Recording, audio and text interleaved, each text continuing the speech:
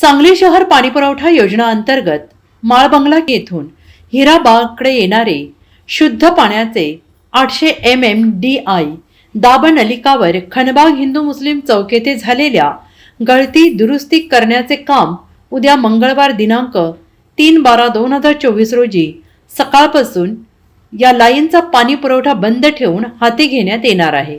सदर लाईन दुरुस्तीचे काम मोठ्या स्वरूपाचे असून ते संध्याकाळी उशिरापर्यंत पूर्ण होणे अपेक्षित आहे। काम पूर्ण आणि यशस्वी ट्रायल नंतर पूर्ववत पाणी पुरवठा सुरू करण्यात येणार आहे।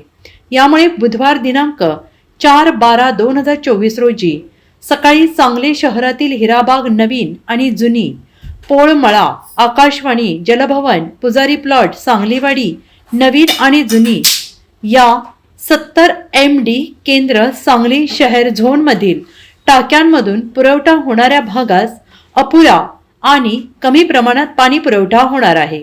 याची नोंद घेऊन नागरिकांनी मंगळवारी सकाळी वेळेत मिळणारे पाणी काटकसरीने वापरून महानगरपालिकेस सहकार्य करावे अशी विनंती पाणी पुरवठा अधिकारी सुनील पाटील यांनी केली आहे।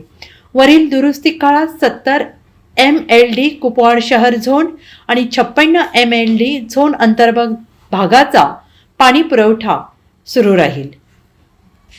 Bureau report SVN Marathi Sangli.